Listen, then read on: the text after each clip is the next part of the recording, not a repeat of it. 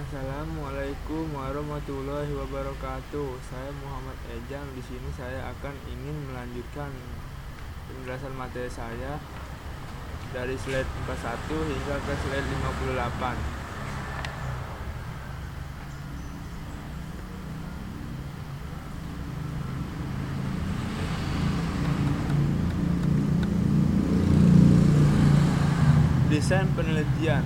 Rancangan penelitian yang menjelaskan berbagai cara yang digunakan untuk menjawab permasalahan penelitian. Yang pertama ada populasi dan sampel. Yang kedua jenis data. Yang ketiga definisi operasional. Yang keempat metode analisis data. Definisi operasional adalah cara mengukur variabel dengan menggunakan berbagai skala, macam-macam skala pengukuran. Macam-macam skala pengukuran. 1. Skala nominal. 2. Skala ordinal. 3. Skala interval. 4. Skala rasio. 1. Skala interval atau Likert. Skala Likert digunakan untuk mengukur setiap pendapat dan persepsi seseorang atau sekelompok orang tentang fenomena. Dengan skala Likert, variabel dijabarkan sebagai indikator, kemudian indikator dijadikan item-item pertanyaan. Yang ketiga, jawaban setiap item instrumen mempunyai gradasi dari sangat positif sampai sangat negatif. Skala Likert. Contoh alternatif jawaban dalam skala Likert: A sangat setuju, B setuju, C ragu-ragu, D tidak setuju, E sangat tidak setuju. A sangat positif, B positif, C negatif, D sangat negatif. A selalu, B sering, C kadang-kadang, D tidak pernah. A sangat baik, B baik, C tidak baik, D sangat tidak baik. Skala Likert. A sangat setuju, selalu, sangat positif, diberi skor 5. B setuju, sering, positif, diberi skor 4. C ragu-ragu, kadang-kadang, netral, diberi skor 3. D tidak setuju, hampir tidak pernah, negatif, diberi skor 2. E sangat tidak setuju, tidak pernah, diberi skor 1. Skala Goodman. Skala pengukuran dengan dua jawaban yang tegas, data yang didapat, interval atau rasio. Skala Goodman dapat dibuat dalam bentuk pilihan ganda, juga dalam bentuk checklist. Jawaban dibuat skor tertinggi dari 1 dan terendah 0.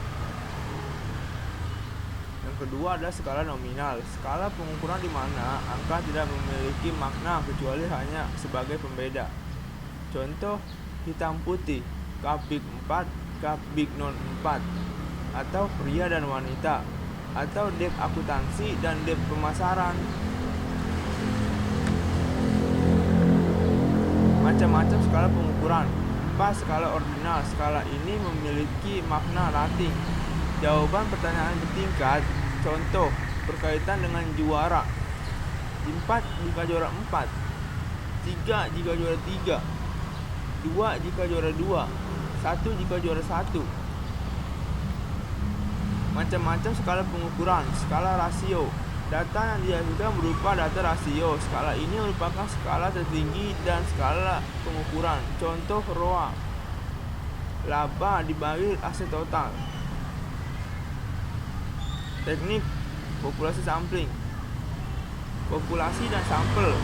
Populasi adalah wilayah generalisasi yang terdiri atas objek, subjek yang mempunyai kuantitas dan karakteristik tertentu yang ditetapkan oleh peneliti untuk dipelajari dan kemudian ditarik kesimpulannya.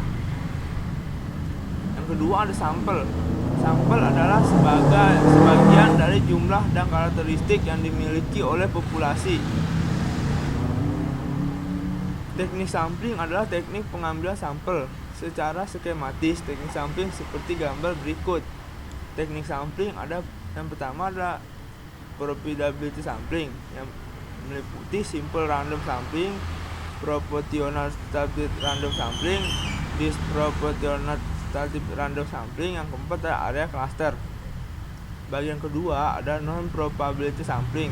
Yang pertama ada sampling sistematis, sampling kota, sampling aksidental, purposive sampling, sampling jenuh, snowball sampling.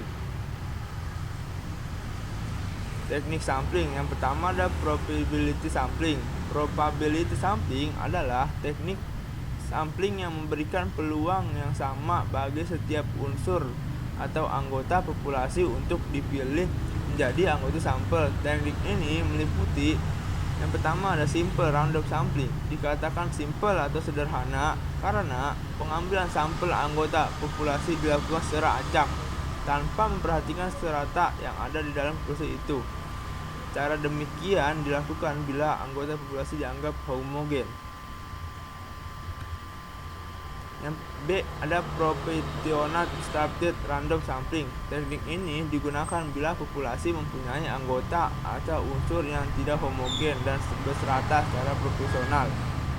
Suatu organisasi yang mempunyai pegawai dari latar belakang pendidikan, maka populasi pegawai itu berserata. C.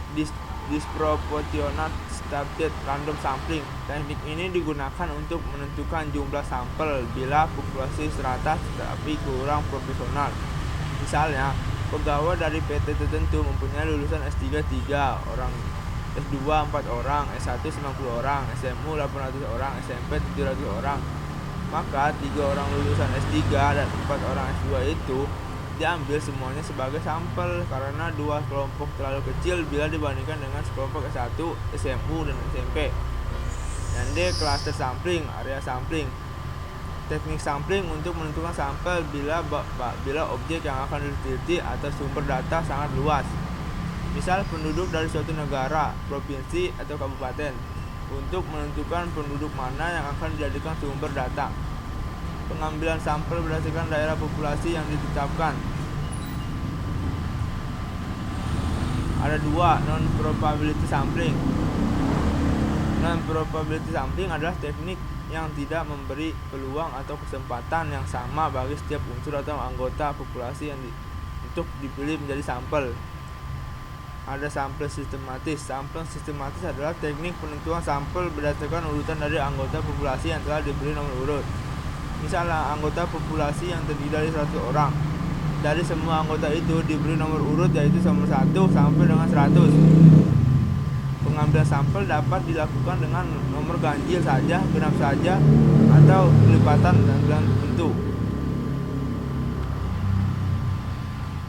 Sampling kota. Sampling kota adalah teknik untuk menentukan sampel dari populasi yang mempunyai ciri-ciri tertentu sebagai jumlah atau kota yang diinginkan.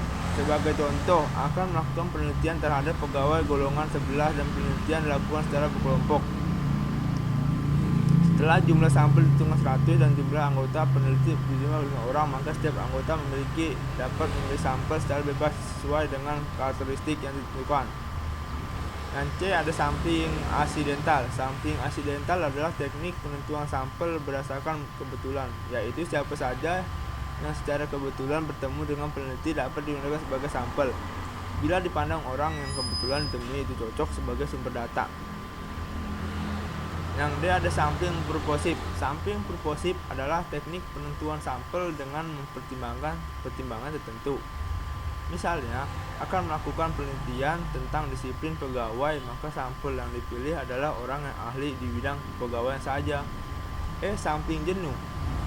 Sampling jenuh adalah teknik penentuan sampel bila semua anggota populasi digunakan sebagai sampel.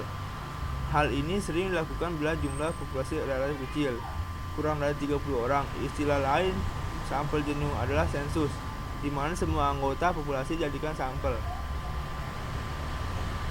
F. Snowball sampling. Snowball sampling adalah teknik penentuan sampel yang mula-mula jumlahnya kecil, kemudian sampel ini disuruh memilih teman-temannya untuk dijadikan sampel, begitu terus-terusan, sehingga jumlah sampel semakin banyak. Ibarat bola salju yang menggelinding, makin lama makin besar. Pada penelitian kualitatif, banyak menggunakan sampel perkusif dan snowball. Sekian dari penjelasan materi saya, kurang lebihnya mohon maaf. Assalamualaikum warahmatullahi wabarakatuh.